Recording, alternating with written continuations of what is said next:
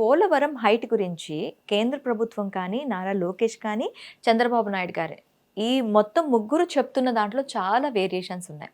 అసలు ఈ పోలవరం హైట్ గురించి అసలు ఏంటి? అసలు పోలవరం హైట్ ఎంత?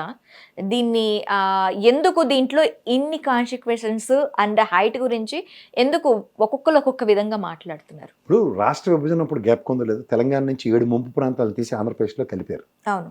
అది పోలవరం ఒరిజినల్ హైట్ కనుక ఆ ఎత్తు కడితే ఈ ముంపు ప్రాంతాల్లో ఉన్న ఈ పోలవరం 7 వెనకబడిన ప్రాంతాలు ఖచ్చితంగా మునిగిపోతాయి, ముంపుకు గురవుతాయి. అందుకని వాళ్ళని ఆంధ్రప్రదేశ్లో తీసుకుని వాళ్ళకి రీహాబ్ ఇవ్వాలి. అదే ఆర్ఆర్ ప్యాకేజ్ అంటారు. ఇది ఫస్ట్ సర్టనిటీ. మనకి విభజన హామీల్లో కేంద్ర ప్రభుత్వం మనకి ఇచ్చిన ప్రామిస్.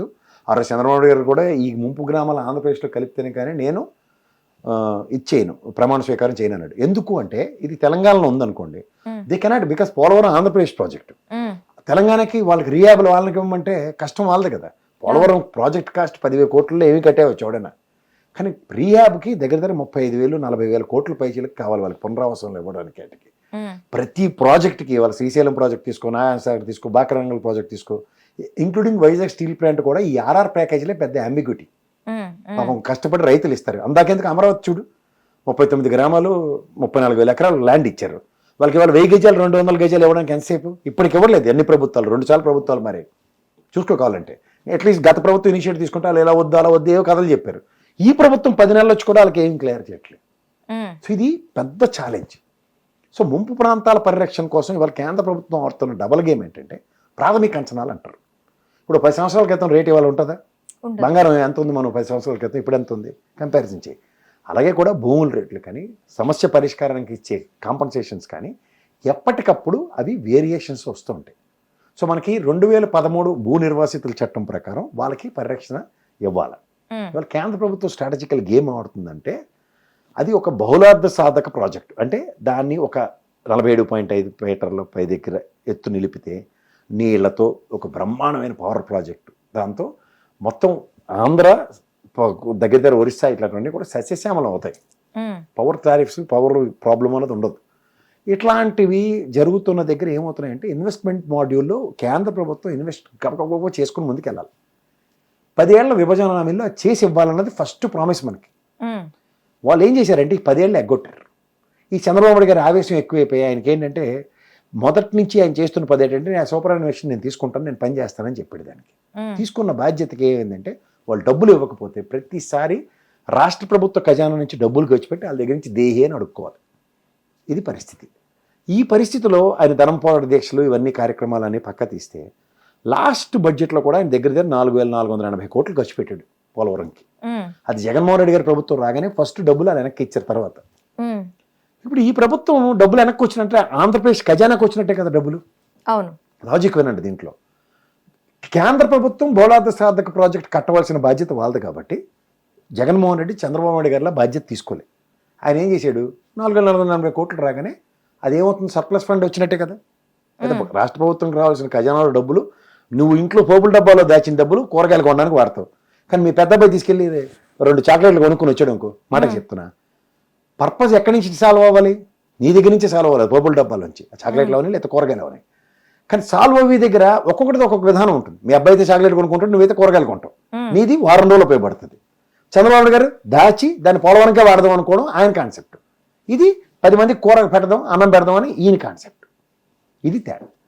ఇప్పుడు ప్రాబ్లం ఎక్కడ వస్తుందంటే కేంద్ర ప్రభుత్వం ఆర్ఆర్ ప్యాకేజీని ప్రభుత్వం మొదట నిర్ణయించిన దానికి ఇప్పుడు ప్రాథమిక అంచనాలు పెరిగిన దానికి పాత రేట్లకి కట్టుబడి ఉంటామని చెప్తుంది. ఇది జగన్మోహన్ రెడ్డి నేను పని చేయట్లేదు, నువ్వు ఎప్పుడు పని చేసుకున్నావు ఆర్ఆర్ ప్యాకేజ్ ఇచ్చుకో, ఆ పని చేసుకొని నేను కూర్చున్నాడు ఆయన ఇలా చేతులు వెనక్కి పెట్టి. మళ్ళీ చంద్రబాబు గారు రాగానే ప్రాబ్లం ఎక్కడ వచ్చింది, డయాఫ్రమ్ వాల్ కాంక్రీట్ గిన్నీస్ రికార్డుల కోసం వేసేసారు. స్పిల్వే కన్స్ట్రక్షన్ జరగలే. స్పిల్వే అంటే నదీ ప్రవాహాన్ని మళ్లించి డ్యామ్ కట్టాలి. అవును, ఈ లావేశం అన్నది అనడాకాలం ఎలాగుంటుంది తెలుసు కదా నీకు, ఇసుక తప్పే ఉండదు. గబగబ కట్టేద్దామంటే ప్రతి దగ్గర రాగదు కదా. తుఫాన్ రావచ్చు, వర్షం రావచ్చు, ప్రాణం పోకడ వర్షం రాక రావడం చెప్పగలడా? అలా కొంప మునిగిపోయింది. అది ఏముంది, డయాఫ్రమ్ వాల్ మొత్తం కోరి కోరి కోరి కేంద్రించిపోయి మొత్తం పోయింది. అది పోయినప్పుడు ఏమవుతుంది, దాని మరమ్మతులకు మళ్ళీ బడ్జెట్లో 6,000 పైచీలకి దానికి అలకేట్ చేసుకున్నారు. ఈ డబ్బులు ఎవరు ఇవ్వాలి? కేంద్ర ప్రభుత్వం ఇవ్వాలి. అది మరమ్మతులకు ఎందుకు ఇస్తుంది? అసలు ఎందుకు ఇవ్వాలి కానీ ఎందుకు ఇవ్వకూడదు అనకన్నా పోలవరం సేఫ్టీ అథారిటీ ఉంది కదా. ఇవాళ డబ్బులు ఏమొచ్చినా పోలవరం అథారిటీకి వస్తుంది. పోలవరం అథారిటీ వాడు ఏం గుడ్డుగోరానికి ఫలితం అవుతున్నాడు? స్పిల్వే కన్స్ట్రక్షన్ ఆడ బాధ్యత కదా. ఉమ్, డయాఫ్రామ్ అంటే ముఖ్యమంత్రి గారు సూపర్వైజన్ తీసుకున్నారు కాబట్టి ఆయన బాధ్యత వదిలేసాడు. వీడి బాధ్యత లేదు. పోయింది ఎవరి డబ్బులు? కేంద్ర ప్రభుత్వమే, మన రాష్ట్ర ప్రభుత్వం, మన డబ్బులే కదా. ఒక్కొక్కరిది ఒక్కొక్క స్టాండ్ ఉంది. ఇప్పుడు దీంట్లో ఈ యాంబిగ్యూటీని ఇవాళ చంద్రబాబు గారు సోమవారం అంటే పోలవరం ఎగేసుకుని పోయి ఆ దేవినోమాన్ అక్కడ కుర్చీ వేసి కూర్చున్నప్పుడు ఆ నదిగల నియోజకవర్గంలో మొత్తం మైనింగ్ అంతా జరిగిపోయినా సరే ఆయనకే మళ్ళీ టికెట్ ఇచ్చి ఆయన నోట్లో మట్టి కొట్టిన ఉదంతం చూసాం కదా. ఇప్పుడు వచ్చేసరికల్లా ప్రాబ్లం ఏంది? డయాఫ్రామాల్ రెక్టిఫికేషన్కి విదేశీ నిపుణులు వచ్చిన తర్వాత డబ్బులు రాష్ట్ర ఖజానా నుంచి పోతుంది. రెండోది, వాళ్ళు నిద్రలేచి ఎప్పుడైతే ఆ ప్యాకేజ్ ఇస్తారో ఎవరో ఆర్ఆర్ ప్యాకేజ్ ఇవ్వట్లేదు. ఇవ్వనప్పుడు ఏం చేయాలి? పోలవరం హైట్ తగ్గింది అనుకో ముంపు ఉండదు కదా. అవును. ఈ గేమ్ నడుస్తుంది. దీనికి ప్రాబ్లము సొల్యూషను అన్నీ చంద్రబాబు గారి దగ్గర ఉన్నాయి. 5 ఏళ్ళు గవర్నమెంట్ కాబట్టి. ఓకే. అది కేంద్ర ప్రభుత్వం గజేంద్ర శేఖావత్ గారు గత ప్రభుత్వంలో తిరిగి సచ్చారు మన వాళ్ళు. అవుట్కమ్స్ ఉంది. ఇప్పుడు అదే కథ మళ్ళీ ఇంకొక రివర్స్ డైరెక్షన్లో నడుస్తుంది, అప్పటికి అర్థం కాకుండా. అందుకే లోకేష్ గారు ఒక హైటు, చంద్రబాబు గారు ఒక హైటు, కేంద్ర ప్రభుత్వం ఒక నిర్ధారించిన హైట్ ఒకటి, అసలు ఒరిజినల్గా పోలవరం హైట్ ఒకటి, ఇవన్నీ అంబిగ్యూటీస్. ఈ మూమెంట్లో నేను హైట్ ఫిగర్ చెప్పి కూడా అవన్నీ నేను కన్ఫ్యూజ్ చేయదలుచుకోలే.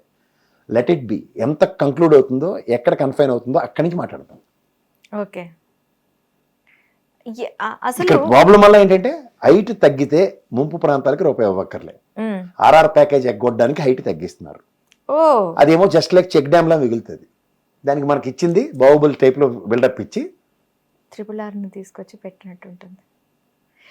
అయితే ఇక్కడ కేంద్ర ప్రభుత్వం ఎందుకు ఇంత చిన్న చూపు పోలవరం ప్రాజెక్ట్ మీద? ఆంధ్రప్రదేశ్ తెలంగాణ అంటే వాళ్ళకి ఎప్పుడూ వివక్షే.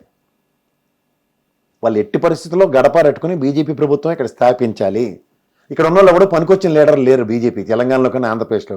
వాళ్ళకి ఏం తెలియదు కాబట్టి వాళ్ళకి ఎంత ధైర్యం అంటే సోమవీర్రాజు అక్కడ పార్టీ అధ్యక్షుడు అయ్యిండు కూడా ఆయన్ని హూ ఆర్ యూ అని అడిగాడు నరేంద్ర మోడీ. వాళ్ళ ధైర్యం అది. అంచేత వీళ్ళు కూడా అదే బ్యాచ్ ఉంటారు. అంచేత వాళ్ళు ఏంటంటే ఇక్కడ ఆర్థిక భాండాగారాలను కొల్లగొట్టుకోవడానికి వెసులుబాట్లు.